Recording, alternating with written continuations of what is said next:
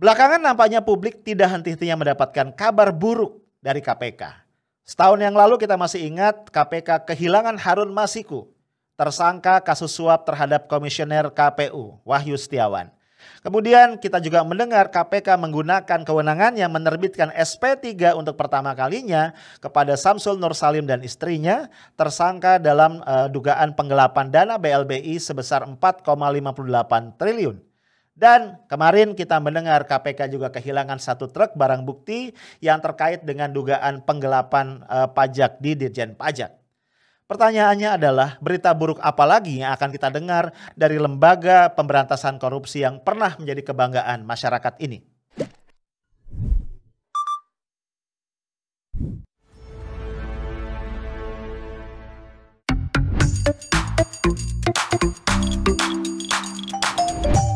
Halo bro, ketemu lagi ya di Coffee Break. Ini edisi 2 Ramadan. Jadi walaupun namanya Coffee Break, tolong ya yang muslim ya, yang lagi puasa jangan buru-buru ngopi. Ntar, tunggu adzan maghrib ya. Ntar gua lagi disalahin ya. Ya ini itu ngabuburit ya bro. Kita ngobrol-ngobrol santai aja tentang apa-apa yang ada di sekitar kita ya. Nah kemarin gua kaget baca berita. Di berita itu dikatakan KPK ya lewat jubirnya Pak Ali Fikri mengaku kehilangan 1 buah truk yang diduga berisi barang-barang bukti terkait dengan kasus dugaan penggelapan pajak. Aduh, pas gue baca kagetnya, ini kan truk ya bro. Kalau apa? Amplop, dokumen gitu ya atau koper deh ya itu masih kebayang sama gue nyelip gitu. Ini truk. 1 truk dokumen bukti, wih kacau ya. Mungkin lu masih ingat ya, jadi kasus ini berkaitan dengan dugaan penggelapan pajak yang melibatkan salah satunya adalah 1 direktur ya di Ditjen Pajak yaitu Pak Angin Prayitno Aji yang sudah dibebas tugaskan dan sudah menjadi tersangka juga. Buat gue ini kayak pagar makan tanaman, jeruk makan jeruk. Ya lu bayangin aja ya di tengah situasi perekonomian kayak sekarang ya. Pemerintah ini lagi ketar-ketir ya. Kenapa? Karena defisit anggaran kita lagi begitu parah. Dan pajak kita itu penerimaannya menurun. Ada shortfall ya. Ada defisit. Jadi yang bisa ditagihkan atau yang bisa dikumpulkan oleh Ditjen Pajak itu jauh masih di bawah harapan. Ya, ternyata ini ada kebocoran. Ya, jadi ibarat ada tikus ya di lumbung padi yang justru memakan padi-padi yang ada di situ. Nah, kenapa kasus ini menjadi sangat istimewa dan menjadi high profile? Karena tadi ya melibatkan pejabat tinggi di Ditjen Pajak. Kemudian juga dugaan sementara ya kerugian negara atau suap yang terlibat itu sekitar 50 miliar. Ini dugaan sementara walaupun banyak pihak yang mencibir ya. Nggak yakin cuman segitu. Karena kalau sudah melibatkan pejabat selevel direktur, masa iya ya cuma 50 miliar.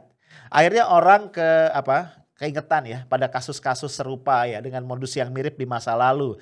Misalnya kasusnya Gayus ya, Gayus Tambunan ya. Lu masih ingat ya? Itu aja kalau nggak salah yang terlibat itu sekitar 74 M. Waktu itu loh ya. Dan Gayus ini pegawai rendahan ya. Kalau gue nggak salah tuh golongan 3A di Ditjen Pajak masih pegawai ya receh lah gitu. 74 M. Masa ya ini 50 M ya agak gak mungkin. Dan satu lagi yang bikin kasus ini menjadi high profile adalah perusahaan-perusahaan yang dianggap atau diduga terlibat itu perusahaan gede semua. Ya, satu adalah Panin Bank. Wih, ya, ini kan perusahaan bank ya yang kita tahu cukup besar. Satu lagi adalah Gunung Madu Plantation. Ini pabrik gula yang besar banget yang berpusat di Lampung. Dan satu lagi adalah PT John Lynn Baratama. Ya, mungkin ini ring a bell buat beberapa di antara lu. Ini adalah perusahaan tambang batu bara, anak perusahaan dari perusahaan induk ya John Lynn Group yang dimiliki oleh Andi Arsyad ya atau nama lainnya ya nama yang lebih dikenal adalah Haji Isam. Nah, ya gila kan tiga-tiga ini. Makanya tadi 50 M tuh nggak mungkin. Agak nggak masuk akal sih ya. Tapi ntar kita lihat sebenarnya angkanya berapa. Nah kembali ke kasus truk tadi. Jadi ini sebenarnya penggeledahan yang kedua ya. Penggeledahan yang pertama beberapa waktu yang lalu itu bisa membawa barang bukti ya. Kemudian ini penggeledahan yang kedua. Ternyata ketika para penyidik ya, tim penyidik KPK tiba di lokasi itu sudah tidak menemukan apapun ya. Bukti-bukti itu udah lenyap ya. Dan lalu dapat kabar tadi ada truk yang diduga melarikan barang-barang bukti. Dan ketika dilacak ya oleh tim KPK ke lokasi yang dilaporkan oleh masyarakat, truk tadi udah nggak ada. Ya iyalah ya, truk kan punya roda, punya mesin, punya supir. Lah bro, disinilah kemudian gue jadi mikir, miris ya. Ini kok kita nih memberantas korupsi, membasmi korupsi ini kayak bercanda ya. Maksud gue ini dugaan dari ICW ya. Besar kemungkinan telah terjadi kebocoran informasi dari orang dalam KPK ya kepada pihak yang terkait di PT John Lim bahwa akan dilakukan penggeledahan. Nah, ketika dia dibocor ya informasinya ya otomatis tadi barang-barang bukti itu sudah diamankan terlebih dahulu. Nah, kalau benar terjadi kebocoran ya tentu aja kita jadi bertanya-tanya. Ini profesionalisme KPK sebagai lembaga ad hoc ya yang memang dibuat khusus untuk menangani korupsi kayak apa? Ya. Apalagi kalau kita flashback ya, ini keterangan dari ICW, kebocoran semacam ini bukan yang pertama kali terjadi di KPK. Ya, ketika sebelumnya ya dalam penanganan kasus korupsi Bansos, Kemensos, kebocoran yang sama juga terjadi. Ya tentu saja ini menyulitkan penyidik ya untuk mendapatkan dan menyita barang-barang bukti yang terkait. Dan of course ya ini berdampak pada masalah penuntutan ya dan proses-proses hukum selanjutnya. Nah, poin gue adalah tadi masalah profesionalisme. Ya kita juga belum lupa ya bro bahwa sebelumnya ya kita juga dikecewakan betul oleh KPK karena raibnya Harun Masiku ya dalam kasus suap ya terhadap komisioner KPU ya menyangkut pergantian antar waktu dari anggota Dewan PDIP ya. Kasus ini menjadi sangat sangat menghebohkan gitu ya, sangat gak masuk akal. Kenapa? Karena yang menerima suap itu sudah di Wahyu Setiawan ya, ini adalah komisioner KPU, itu sudah didakwa, sudah dipidana gitu ya, sudah diputus bersalah. Tapi sampai hari ini lebih dari 1 tahun Harun Masiku tidak bisa ditemukan jejaknya.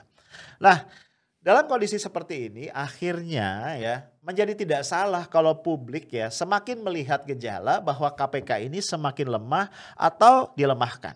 Ya orang akan melihatnya satu garis ya dalam satu konteks dengan misalnya KPK menerbitkan SP3 terhadap Samsul Nur Salim.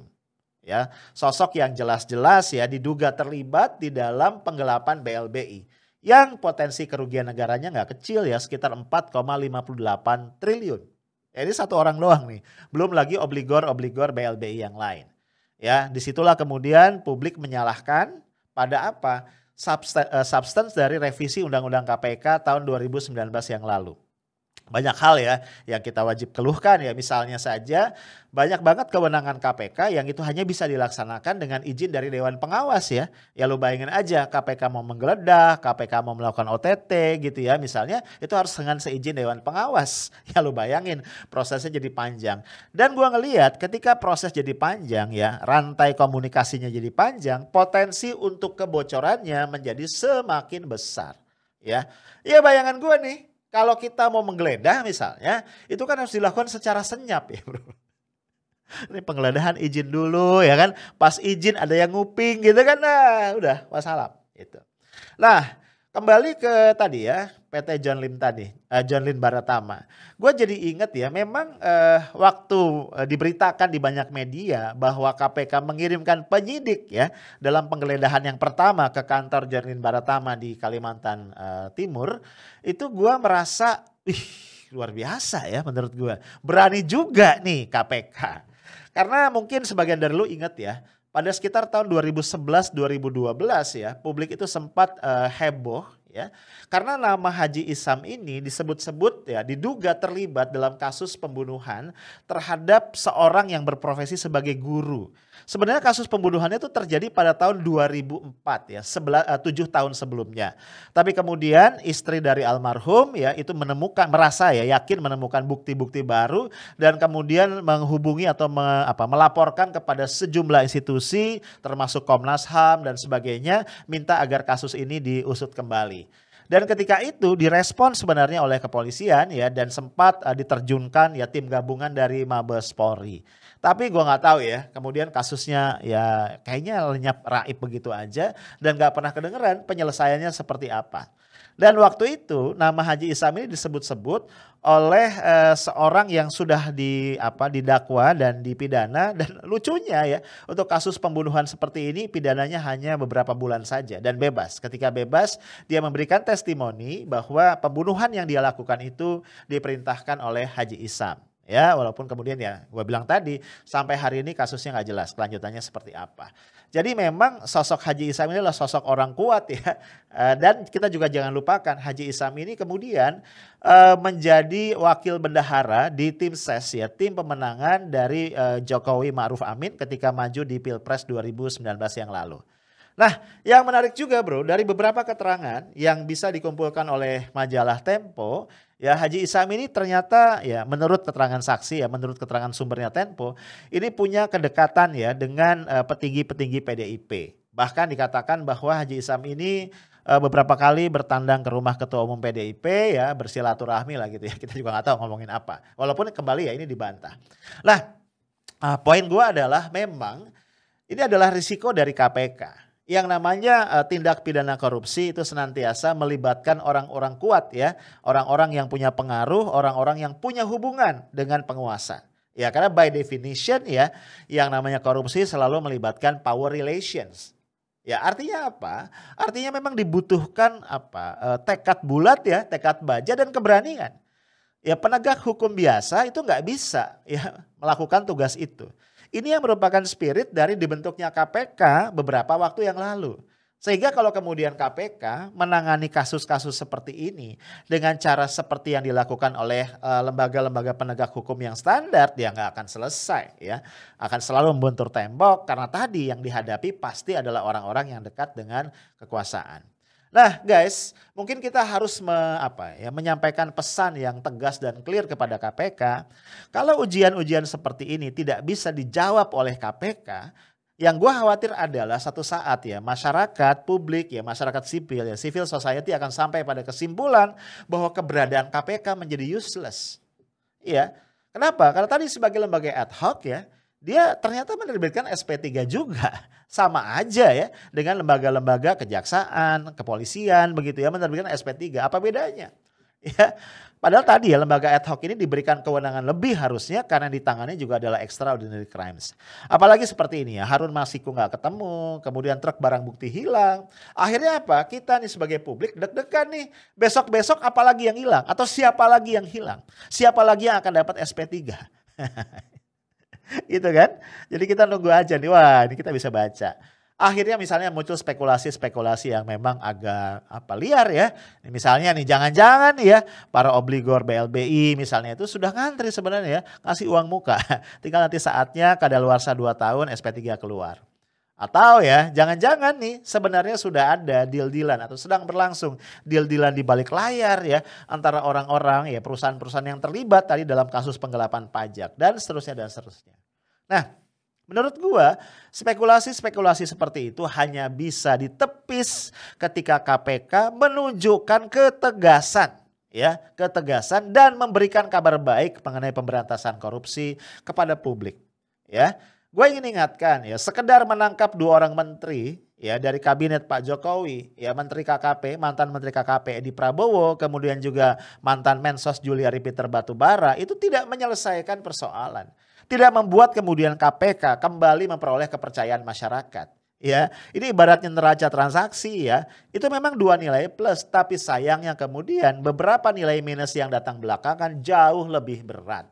Ya, jadi memang jalan terjal, ya, jalan panjang, jalan berliku, jalan berdaki yang penuh duri itu sedang menanti KPK dan terpulang kepada KPK. Apakah KPK ingin membuktikan atau mampu membuktikan dia worth it untuk ada, atau kemudian suara publik ya KPK bubarkan saja, itu bisa jadi akan semakin mengemuka. Itu aja dari gua, stay tough, smart and professional. Assalamualaikum warahmatullahi wabarakatuh.